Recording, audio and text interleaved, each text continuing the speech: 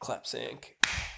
This video is brought to you by our Patreons over at patreon.com/Dcm.Works, where you can get access to all kinds of behind-the-scenes content, post-shows. You can download the first 20 chapters of the Maynard Trigg audiobook now if you sign up to the $6 tier.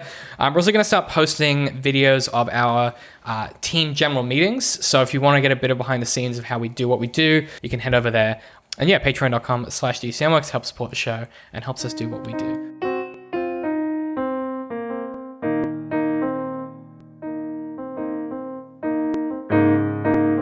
Anyway, okay, let's just fucking do the show. All right, 3, 2. Hey guys, welcome back to our Fridays podcast, official podcast of digital and creative media works, where each week we take something from pop culture and try to break it down to better understand it. My name is David. Hi, my name's Ben. Ben, we're joined this week by returning guest and friend of the show, Danielle. Hi everyone, thanks for having me back. Danielle comes to us from Level Story. Now, bit of a disclaimer, we did record this episode and then we lost it all because Windows decided to update itself. So we're over here losing our minds slightly. So we got about 10 minutes in. So we got about 10 minutes in and then we lost it all. This first 10 minutes might be a bit you might be interesting from your perspective. It's going to be weird for us as well. This week, Danielle, we tend to get you back for pretty story-heavy video games that focus on narrative.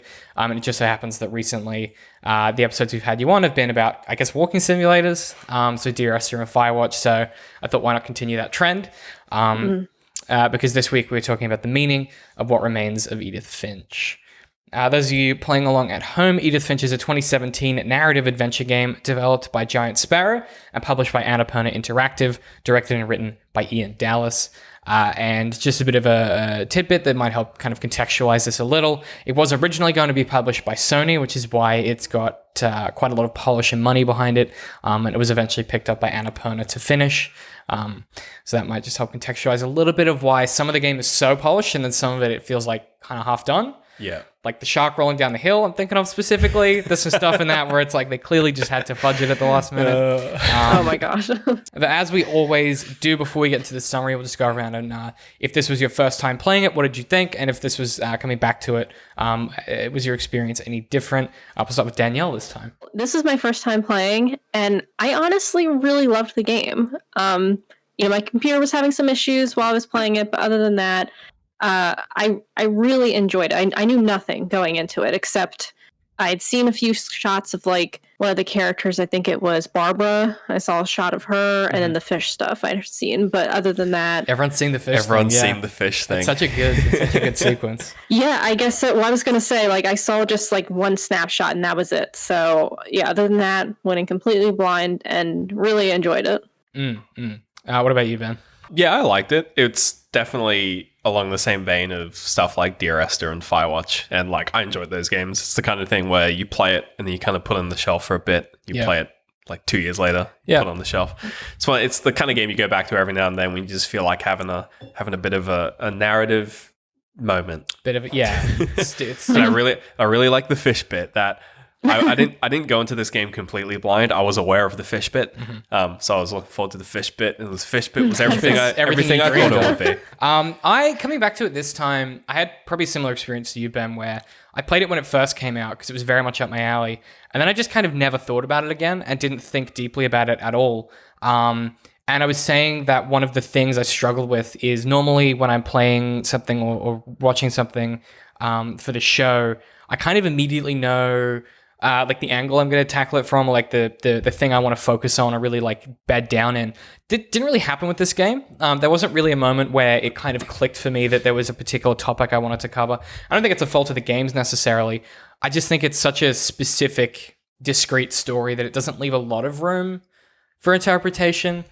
I think the only mystery that goes unsolved is what happened to Milton. That's about it. What I'm going to do with the summary is because we have the audio for that, I'll just cut the gameplay over that. So we'll use my original summary so I don't have to redo it. Oh, sweet. Nice. So I've just thought of that right then. There's a bit of podcast magic. Adam, cut that out so no one hears me saying that. But so Adam, the summary can go here. And as always, there'll be time codes in the description if you want to skip.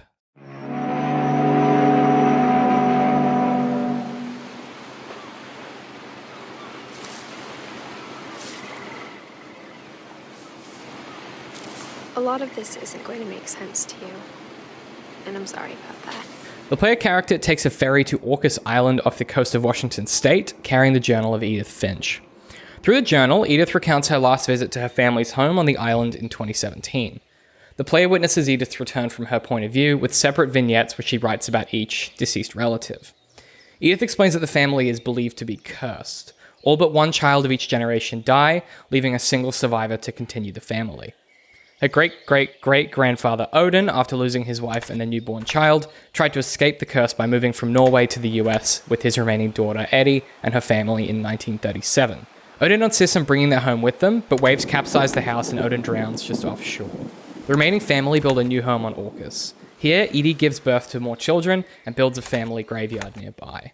For a while, Edie believes they have avoided the curse, but unusual tragedies befall her husband Sven and all of her children, Molly, Calvin, Walter, and Barbara, save for Sam. Edie memorializes each death by turning their bedrooms into shrines. Being inside for the first time, I felt like I'd stepped behind a painting. Sam marries and has 3 children. Edie refuses to repurpose the bedrooms in the Finch home, and instead they construct additional stories atop the home for Sam and his children, Dawn, Gus, and Gregory. Dawn is the only one to live to adulthood. She marries Sanjay and has 3 children, Lois, Milton, and Edith Jr. Following her husband's death, Dawn brings her family back to the Finch home. Milton, an aspiring artist, goes missing, and Dawn becomes increasingly paranoid. She seals off the memorial bedrooms, not wanting the other children learning of their family past, though Edie insists they leave a peephole in each door. Lewis commits suicide in 2010. Mrs. Finch, your son was a kind man who will be missed by all of us who knew him. On the night following his funeral, Dawn decides that the remaining Finches must leave the home, but Edie refuses. Dawn and Edith leave that night, abandoning most of their possessions. When the nursing home arrives the next day to pick up Edie, she has already died. When the fog rolled in, I lost my way. 6 years later, Dawn succumbs to illness. She leaves a key to the Finch home, leading Edith to return and explore the house while writing her journal. Edith discovers the key unlocks secret passages between the sealed-off bedrooms. She writes her thoughts on these and eulogies of the departed family members in her journal. Edith eventually reaches her own old bedroom and writes to the unborn child she carries, hoping her journal will help it understand her family's heritage.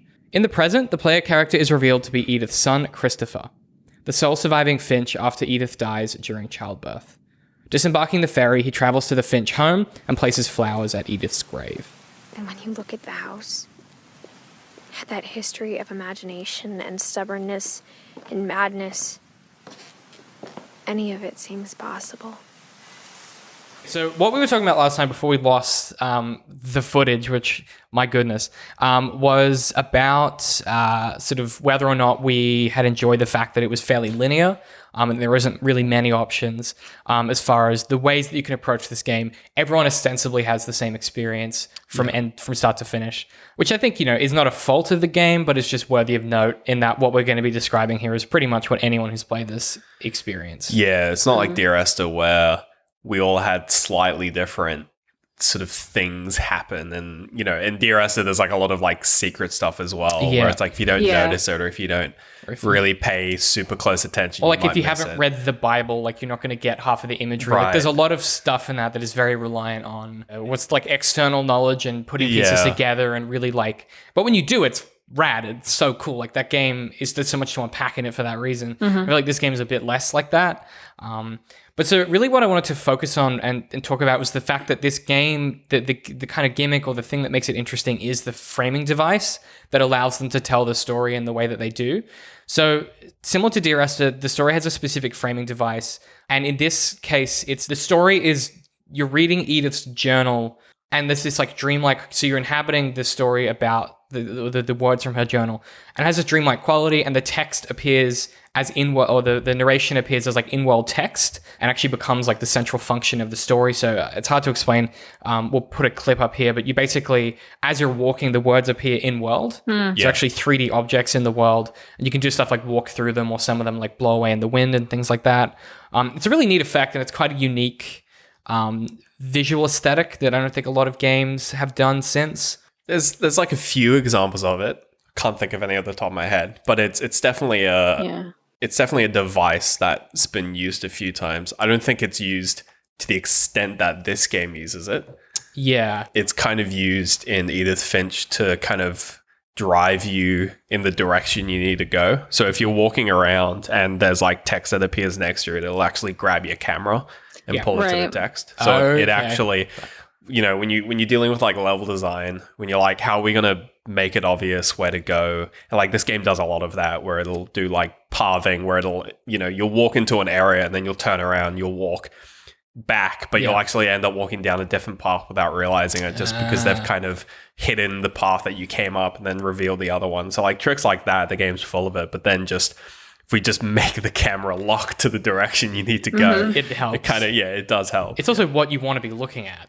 Yeah, That's the other thing. Right. The voice acting is pretty superb in this. So there is some stuff that I got I was like, I don't know. It kind of rubbed me the wrong way. But I think in general, like all of that works pretty slickly. There was never a point where it felt forced either. Did you know that was the thing that this game does going into it, Danielle? Or was that a surprise for you when the narration started? That was a complete surprise to me.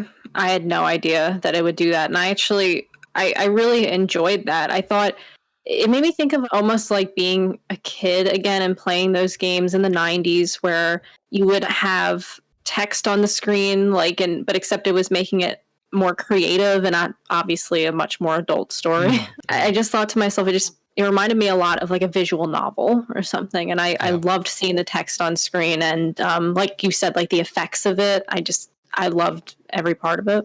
Yeah, I think because it is almost the thing that I was really impressed by going back this time, because I was looking for it, was there's also a lot of like the sound design of this game is really fascinating. There's a lot of like pseudo-diegetic noises in this game. There's a moment at the start of the game that stood out to me where you're walking along the path, like the road, the abandoned road or whatever, and she's like, there haven't been any cars here in a while, but there's some hoof prints or whatever, and there's like the pseudo-diegetic the sound of hoofs as you walk past it, but it's like it's really well designed where as you walk past it, the hoofs are to the right where the hoofs are on the ground. That's where the sound is coming from.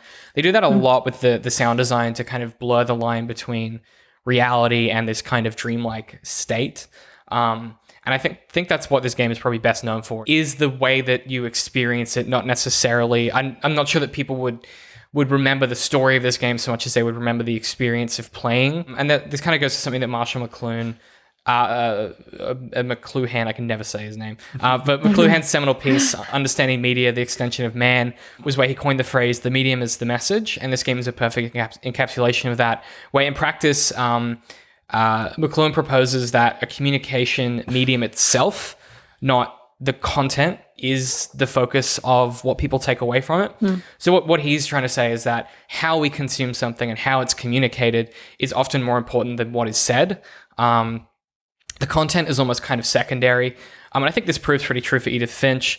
In the presentation and interactivity of the retelling is way more important than the actual story itself. And outside of this, I think if you put this story just on paper, like in a novel, for instance, it wouldn't be as good, or it would lose a lot of the interest. And that's something that we've talked about before with prose versus interactive media, or even movies and stuff like that, is the amount of information being communicated to you and the way in which you receive it completely changes the way you have to tell that story, but also in fact changes the way you, I guess, consume it. And I think that the content is woven into the medium is what makes the game enjoyable. I would agree. Yeah. The fact that the text floats in the air, things like that. Whereas I think for something like Dear Esther, that's also true in that you're not really doing gameplay interactivity, you're walking around. And the lack of interactivity is what makes that work. So I think it's a really specific thing with games that doesn't really exist in other media to the same extent, I don't think. Yeah, because games, you have to interact, right? You have to be doing something. Otherwise, I hate this phrase, but not a game. I mean, if you're not doing anything, which is why I would never constitute games like this not a game, but that's a whole nother can of worms. Yeah, that's a whole other discussion. Yeah, but what I'm getting at is that with games, obviously this interactive element is important. And so by weaving in these different things, like having the text flow around you, or like you said, the sound effects with the hooves next to you, it's just a more unique way of approaching it. Whereas Dear Esther does it a bit differently. Dear Esther doesn't have a lot of that, I find, which is fine. But then this just adds another layer, which I thought was really nice. Yeah, I think this is almost like the evolution of games like Dear Esther, where, Dear Esther is good in its own right, but it is quite technically, limited in its scope from like a technical perspective. It's pretty much just like a mod of the Source engine. Like it's like a, you know, it's like a 10-year-old engine running like pretty old tech, like it's an old game. Whereas Edith Finch, you know, it's got that polish. It's got more of that She's gonna glug that water. I'm just gonna glug that water. You keep that. It's got more kind of substance to it. It's got more sort of like technical advancement in it. It's kind of using some of the lessons that other games have learned, like Firewatch and Dear Esther, and kind of just going like, all right, let's actually like fill it out and make it like the best it can be without kind of spoiling what we're trying to do, which is, you know, keep it like narrative focused, keep it focused on the vignettes. Okay, that's the other thing I wanted to talk about is the vignettes. Did you guys... Okay, I think the first one is my least favorite, where you're the different animals. That's where the Molly vignette. Right. And I don't know if it's just it might just be a function that it's the only one that's told from a child's perspective. I don't know. There's something really unsettling. I know it's the point that's trying to set the tone, but there's something deeply unsettling about her eating stuff. Yeah. I don't know what that is in video games, but I don't like when someone eats, when you're in a first-person game and they literally put stuff in their mouth. Put something like in the camera. And the mouth sounds really visceral, and I fucking hate it. I didn't like that one. And unfortunately, I had to play it twice because my game crashed immediately after it, and I didn't get a save. So I had to play through that one twice, and it is definitely the worst one. Yeah. I just think in contrast to the others that are so interesting and deliberate, it just, I don't know, it felt... even just the basic gameplay of it, like when you're the shark and you're rolling down the hill, there's nothing fun about it. Like Did you get stuck behind the trees? Because I got stuck. I had a goddamn nightmare with this vignette, apparently. So every time I played this as shark, because again, I played it twice, I got stuck behind trees and I had to flip-flop my way out of the trees. I was like, is this what it's meant to be like? Then when I played it the first time and I was playing as the tentacle boy, I did like this big weave of a motion. I grabbed one of the people, and then he got stuck, and I soft locked, and I'm like, I'm gonna have to restart the game. That's so annoying. So yeah, I hate the Molly vignette so much. Maybe it's a technical nightmare. Maybe it just isn't good. It was definitely the first. It was definitely the one that they just were like, shit, we just need to make it. It's just I don't know, make her a cat or something. I like to imagine like Danielle's like sitting there playing the game and it just runs flawlessly. Like that vignette is like the only part of the game that does run well. And we're over here being like, it crashed. I can't stand the mouth eating noises. I just think it's my least favorite. What did you think about it, Danielle? Okay, it's so funny that you guys are saying that you hate it because I really liked it. God damn it, no! And I'll tell you. Why? And I'm going to tell you. Look, here, let me just come to its defense a little, okay? Because I agree with you. Like the shark thing, oh my god, that was awful. Like the gameplay, not the best. But like it reminded me of like one of those creepy like fairy tales that were written in like way back in like the 1400s that you would read like a Brothers Grimm. Yeah, like I loved it so much. Now, of course, I say I loved it. The gameplay parts I didn't always love about it. Like I didn't love the part where you're playing as like the snake or something. I guess that was a snake. That a tentacle monster, yeah. The monster. Yeah, that freaked me out. Like I was playing, I was like, all right, this is not fun anymore. Yeah, this is not good. Please. I think that's what they're going for. Right. I guess. But yeah, that actually pulled me in. I don't know if I'd call it my favorite, but it definitely sucked me in where I was like, okay, this is interesting. I'm excited to see where this is going to go.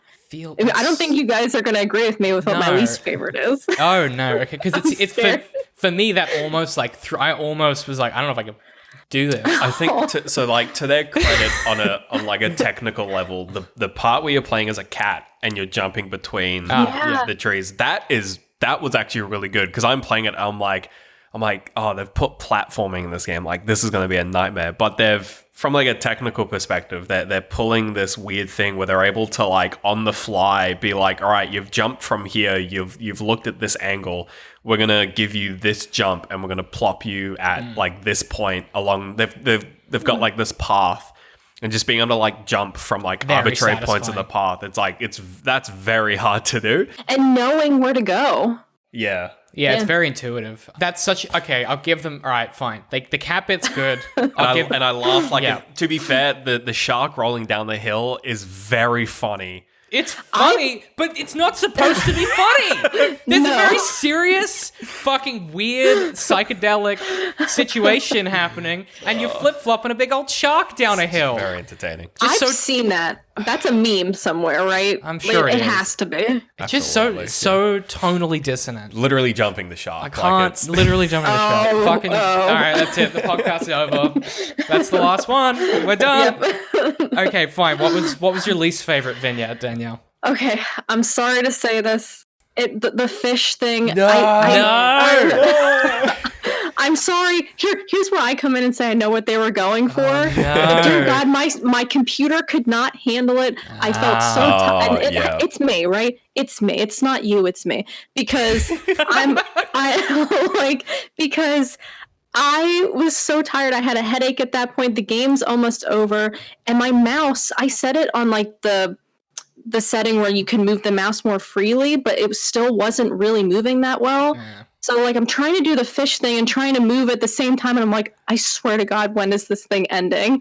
I thought the story was great, but I was so frustrated while playing it. It does I almost feel like that part, it really relies on you getting good at the fish thing very quickly. Yeah. And if you never get good at if there's any barrier for you to be able to do the fish thing, it's just like it falls apart. Did this game come out on PS4? I want to say it's on consoles. I'm not sure. It is because it was a free game on the PS4. Right. I imagine it might have played better on a PS4 because you have the two sticks. I think you can just get into the monotony of like, because I also found the mouse kind of hard because it's kind of floaty. Yeah. And it's like the nuns. Yeah. I think they did that to try and make it easier. But the controls of that. But that's such a hard thing to get completely right. Like I like the fish one. I don't actually think it's my favorite. Okay. Kind of thinking back on it. What's your favorite? I really like the comic one.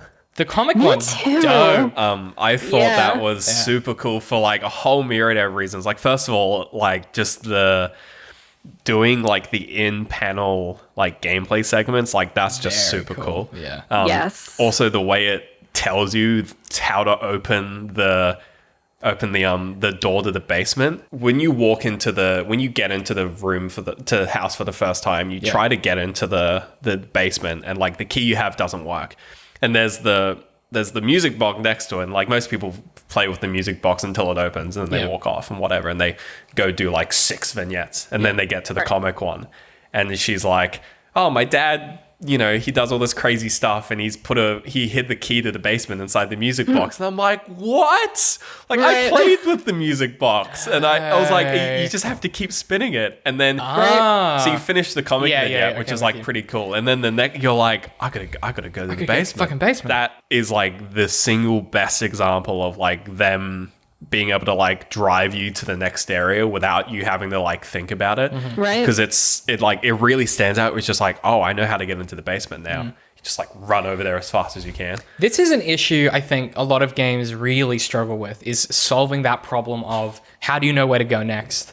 Especially in such a closed environment like this, it's not like a Uncharted Nathan Drake kind of experience where it's like, you'll get physically taken from one place to another by like a train or something. It's more like a what do they call, like an escape room thing. Yeah, it's really it's got that vibe. And there's this thing, and I was thinking about it because I was playing Among the Sleep the other night because I hate myself. Cannot handle that game. But for the specific reason that after I played this, I wanted something for contrast that was trying to do something similar, where it wants the gameplay and the story to be kind of one-to-one sort of, and using the medium as the message, because like your baby doesn't really understand stuff. Played Resident Evil 7. Yeah. It's also just the same game. The same thing. So it's interesting, but it was interesting by contrast that game so often struggled to tell me where to go next, even though there was really usually like 2 or 3 options. And there's one area where you come back to you go into 3 separate areas that you can do in any order, and then you come back to the one area. But in those 3 or 4 areas, knowing what to do next, its ability to signpost that was limited to the point where there was one area where the developers clearly gave up, and they're just like, here's a fucking waypoint. Like they throw one in there, and it's non-diegetic. It's just a fucking waypoint. And it was that where it's like, for contrast, Edith Finch is so good at being like, hey, if you're following along and paying attention to the story, it's almost like you don't need to work out where to go next. It naturally like reveals itself. There are a few hiccups. Probably the one time where I got kind of spun around the wrong way was when you get into Dawn's, like you climb up the climbing wall, yeah, you get into Dawn's area, and there's a pole that goes down. I was like, oh, I got to go down the pole. You don't go down the pole. You have to go out the window to your left. I was like, why would you put the pole there if you don't want me to go down the pole? Don't put the pole there. It's like, don't put the pole there. I know. There's a few bits like that. There's a few bits like that where it's like they give you just like something to play with and it sends you down the wrong path. But apart from that, the pathing is really well done. Did you feel at any point, so like, there are a few highlights in this story of like visual imagery and stuff like that. I'm sure Danielle on your end, that was probably when your computer was crying. Yes. But there was a moment for me where there's two moments in this game that really stood out to me. The first is when you go into the bedroom of Edith's brother, which is the boat that's in the boat that has been. Yeah. Oh yeah. That's a fucking cool. Yeah, the artist. He's the fish boy. He's the fish boy. The fish boy. His room's fucking rad. I want to live there. I was like, that's cool. Yeah. It's cool as shit. There was something fantastically mundane about just putting a boat in a fucking tree. I really like it. He was like his character, and like you pick this up just by his like environment and like his story. Like he's such just like a college dude. He is. He's just like he's smoking joints and playing video games. Yeah, like, pretty much. Which I like. I like that, but I like that it doesn't err on the side of like, and he's a moron. Like he can still hold down a job type thing. So, if anything, he was very good at his job. Yeah, so I liked that it didn't. They didn't get lazy with that because I can see the tendency there is to be like, he's an artist, man. He just smokes weed and jacks off all day. Doesn't do anything. Like it's like no, he actually has a job and he's productive, which I thought was kind of nice. The other moment for me was when you're outside, sort of near the beach, and you come up and there's the graveyard, and you get to the very end of the graveyard, and you can see the old house. Yeah. At low tide, because they kind of allude to the old house a few times, but it's like never. It's not until after that you get the explicit, like when Edith, like after she sees it, she's like, yeah, Odin traveled here and brought the house with him, which is an insane thing to do. But looking at that house that's like kind of buried in the ocean, I was like, oh, that's really fucking tragic. Like that was when the tone really worked for me. They got so close. It reminded me a lot of a series of unfortunate events. Actually, this game. Yeah. Tonally. It has that weird, a bit less whimsical, but in general, it has that vibe to it where it's like it is a slightly heightened version of reality, but things still kind of make sense. Oh wow! Yeah, this just makes me want. I just want a video game of that now, of that story. I just want to rewatch the there is a series of unfortunate events video game on the PS2, and it's not good. Okay, we're gonna have to play that at some point for the channel. I'm pretty sure there is. It's like a movie tie-in, and it's horrendous. Was it the movie tie-in from the film? Oh God! Okay, I'm pretty sure it's like a weird 3D platformer, and it's hot. We got to put our hands on a PlayStation 2 in that game at some point because that sounds amazing. This game it's about an hour and a half end to end if you kind of know what you're doing. Yeah. It's a pretty short experience. I think everyone should play Firewatch because I think it's an abject lesson in it is. I think people that don't like video games should play Firewatch because it teaches you something about what it is to be a human. Like that game teaches you empathy and expectation and gender politics in a way that is so seamless that I think every person should play that game at some point if they have the opportunity. Yeah. Edith Finch doesn't really say anything, and this is kind of the point that I wanna bring us to at the end here. Is what is the game? What is it about? What is it trying to say? Because I've been trying to work it out. Like I've been sitting there thinking about it, chewing through it. And I just don't know that it ever really says anything. The obvious response is, I don't think it needs to say anything. But it seems like it wants to. It's so much of it is so heavy-handed that it feels like it's trying to convey something. It's almost like a morality tale, but it could never apply to the real world because, I mean, clearly these deaths that happen are so esoteric, so specific. Like, just I don't know, but that's why it sort of does feel like, building back on the Molly stuff, like it almost feels like a dark fairy tale in the morality aspect of it, but but there is something missing. I've had a hard time thinking about it because when I finished playing, I was like, so now what will I say about the game? Like, I don't really know. Yeah. That was kind of the issue I had, because normally we can scrutinize and be like Dear Esther, like, is saying a lot of things, but it's saying one thing, and that thing is about like grief and loss and process. Yeah, the family curse and the fact that the twist, quote unquote twist ending, is that you're Edith's son and she dies in childbirth. Yeah. Like, that doesn't really resonate. Like, that has ostensibly nothing to do with the curse. Right. And it's like, she dies in childbirth. She's the last sibling, and there's one, and then you're obviously her son, I guess. Which is to say that because she dies in childbirth, you're the only one left. You're the only Finch left. Yeah. So the curse is still happening. But I think then the game is about the curse. And this is where I kind of get a bit flummoxed. So, is the curse real? And does it matter? Is really the central question. If you can answer that question, I think you can access the central meaning behind this story, because Dallas, when he's writing this and putting it together, focuses on how the potential existence of the curse affects the family members. It's not whether the curse is real, but it's the potential for the curse that creates so much of the things that go wrong. Like the fact that I think is it Sven that's locked? Who's locked in the basement? One of them. That's Walter. Walter, yeah. So Walter's locked in the basement in the hopes that he will outlive the curse effectively, but it's not really any kind of life because he's locked in a basement. And then in escaping the prison that they've created for him to protect him from the curse, he immediately dies by getting hit by a train, right? So instantaneously. Almost instantly. Yeah. And the cruel irony of that is, of course, because he broke through a wall and is on a train track. So that's always going to be a possibility. So it's like, is the curse real? I don't think it matters, but I think the game wants it to matter, because there's even a line where Edith says, right after that scene, she says, quote, "Maybe we believed so much in a family curse, we made it real," end quote. So I think if the story is about anything, it's kind of a story about stories, because the family is constantly telling the story about this curse that befalls them, and they're constantly talking about it and telling each other about it, and it makes these things realized. It makes these things real in a sense, and you're playing a character. It gets weirdly meta. So you're inhabiting someone's version of the journal, like of Edith's journal, which is a story being told to you as a different character while you're playing a game which is telling you a story. It's almost like Dallas knew that there was something. It's just like so meta. Like I think that's where it comes unstuck, and I think that's why it feels like something's missing, because there's enough layers to it where it's kind of like, you know how you watch Inception and it's not till like the 10th time and the 5th like article you've read about it that you kind of get what it's trying to say. Right. This feels like that, but when you dig through it and you kind of get to the bottom of it, there's not really much there. And I don't think it needs to have anything there, but if it's a story about stories, who's it for? I guess people like us who think about story. Do you know what I mean? Like, because it's for that reason I wouldn't recommend it to most people, unlike Firewatch. Do you know what I mean? Well, maybe that's the point. Like, maybe, like, okay, if we're talking about going back a bit to the curse, does it matter?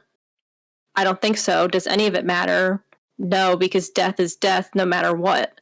The vulgarity of it all, really, like, of these deaths that we're either watching or, like, the one, I think it was Sam, like, that caught me very off guard, that one where he's just thrown off the deer and, like, thrown off a cliff or something. Yeah. And I was like, oh my God. Like, that was all right. Like, and the kid Gregory, like, burning to death in that bathtub. Like, that one's, there's a lot of dark shit. Like, it is very, it doesn't blink in the face of that vulgarity, I think, which is interesting too. Yeah, it doesn't pull any punches. How did the kid die? How did Molly die? I think I don't know. Do you know what? That's because she doesn't die at the end of her vignette. She just is in bed. Yeah, and she's like, something's coming for me. I think she's. I guess that's the insinuation that the monster gets her. What, the same monster that got Barbara? Like, I don't know. What's it? I don't know. I thought it was trying to do, like, she died of, like, some kind of sickness. Yeah, or something. Maybe. Yeah. Actually, that would be a good reading of it. Just because it's from her vignette's from a perspective of a 10-year-old, and it's like, it's like, how do you explain? We've seen it a lot recently, kind of with this whole COVID situation, the whole like invisible enemy kind of thing. It's like, how do you explain that to it? Like, how does a 10-year-old kind of process that? Yeah. But 1948? I don't know. I'm like, there might have been some pandemic. I mean, it wasn't the Spanish flu. That was after World War One. Well, 48's post World War II. Yeah. So I don't know. It's again, but I mean, I don't think it matters how she died necessarily, but it's an interesting question, I guess. I'm not sure that it's a game that I'd recommend for that reason, in that it's so completely focused in its execution and its story. But I think if you don't care about story or storytelling, it's probably just a fun theme park attraction, which is fine. Video games can be that. There's nothing wrong with that. But it's not like you come away with it and like we were saying, it's not like you come away with it and you're like, now I'm thinking about existence in a different way, or I'm interrogating these ideas that they put forward. It just kind of ends and you go, okay, well, I guess that was a nice ride, and that's totally fine, I think. Firewatch kind of tricks you a bit, where it's like it teases all of these cool mechanics, and like it teases all this like different type of gameplay. Like I think like the funniest thing in that game is that when there's a period where like you have a fishing reel, and it's like your character's like fishing, and then it's like, all right, there's like a button to put it away, and the moment you put it away, it goes away forever. It's like there is no fishing in this game. It's like, it's such a funny, like, when you realize you're like, yeah, we had a fishing hook at one point and it's just gone. Yeah. But I feel like with this, it's there's always like, if you know what the game has, like if you've been, if you know that the fish thing exists, there's kind of like this promise of like the vignettes. We're like, oh, it's got all these cool, interesting like gameplay moments with all the vignettes, and like, yeah, it delivers on that promise, and the rest of it is kind of very easy to just like ignore. You could easily just power through and be like, give me to the next vignette. I want to play the video game. Yeah, I could see that. Right. It doesn't end in the same way where like Firewatch ends, where it's like Firewatch, there's like this whole promise where it's like, you're going to meet Delilah, it's going to be great. But then it's like, it just like punches you in the gut. It's like, no, bad gamer boy, you did it wrong. you feel that Campo Santo shaped knife in your back, and they're like, we got you. You learned something. Yeah. Whereas this, like, it delivers, and I think for me, like the main kind of like conflict or like takeaway is like the difference between like Edie and Dawn, where it's like, do we tell the story? Do we tell the story which is like wrapped up in all this whole myth of the family curse and stuff, or do we just ignore it and try to live our lives because, God damn it, 2 of my kids have died, I've only got 1 left. Right. Like, just leave, just let me have a life. Yeah, and I think that is the question at the core of it, is like, do you spend your entire life anticipating like, this wallowing curse, in this curse, or do you just live your life? And either solution seems to be to just live her life. Right. Yeah. I would also say, just before we wrap up, the other thing I really liked in this game was was when you first come into the house. There's something really eerie about coming into the house and everything is as it was, like on the night they left.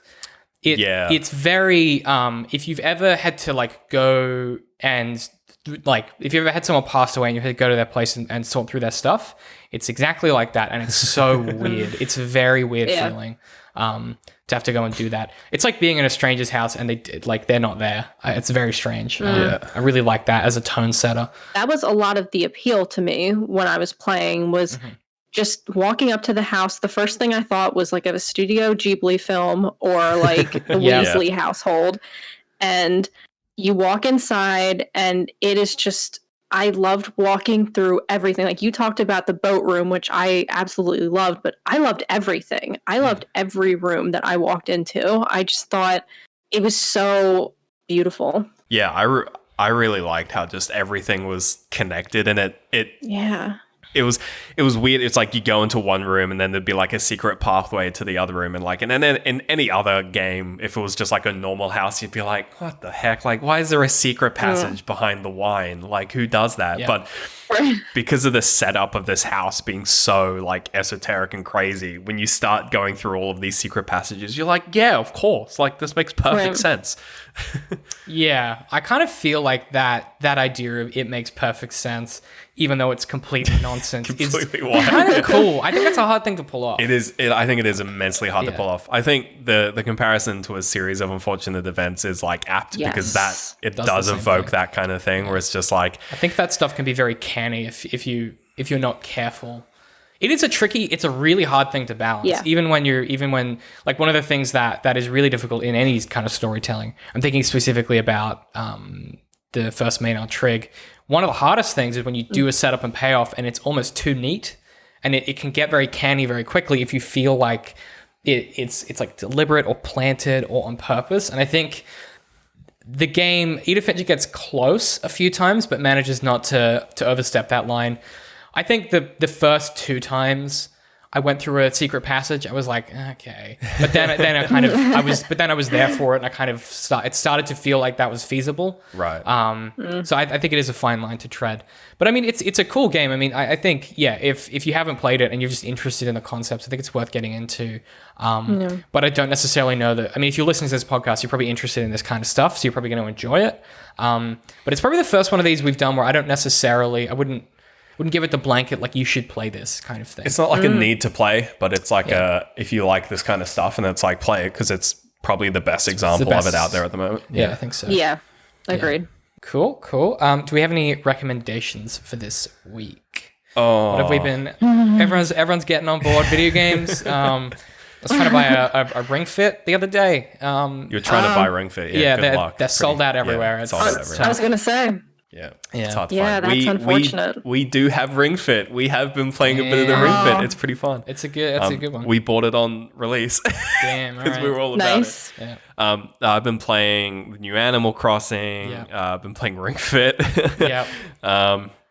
We watched a film last night called Coherence. Coherence. It's pretty good. It's pretty interesting. It's sort of it's like a sci-fi thriller, and it's got like it's kind of like one of those films where it has like a what's the word I'm looking for? It's got like a thing. Like there's like a thing about it. Yeah. It's like a mystery you're trying to solve. You're trying to figure out what's going on. There's like a rule, like and you're that. like, what's the rule? And okay. it's like interesting. Very cool.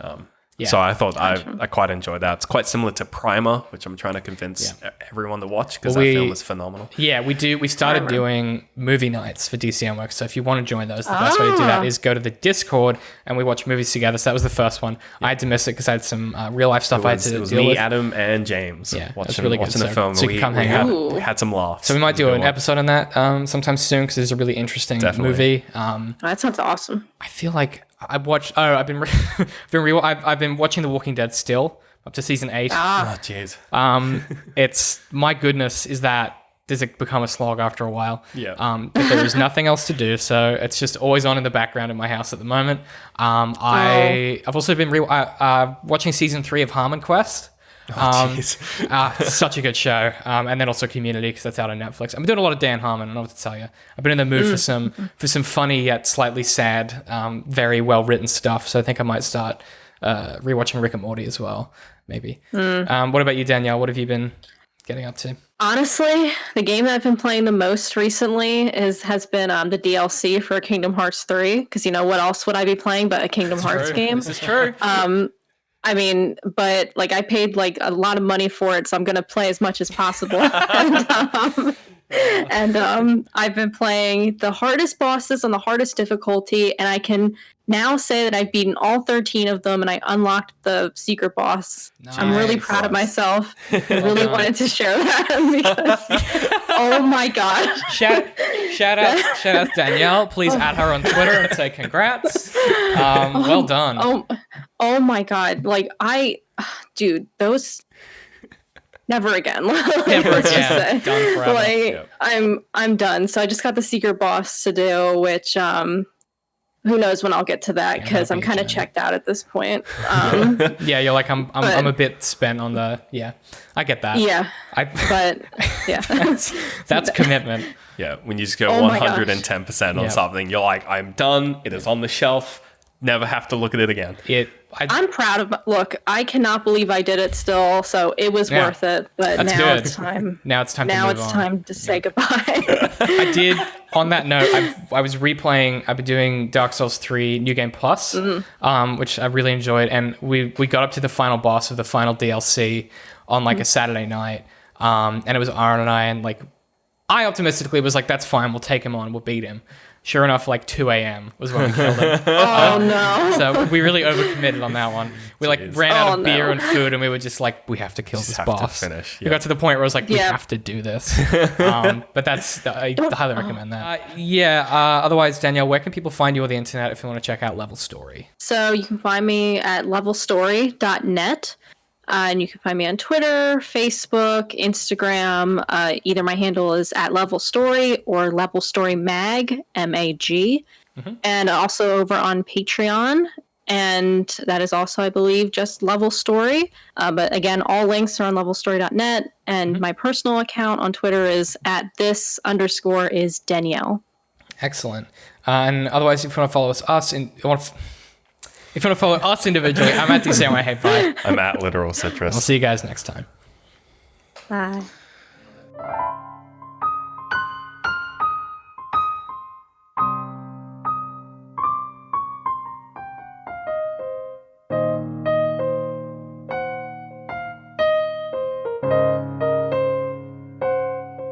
All right, that's it. Cool. Nailed it. That was awesome.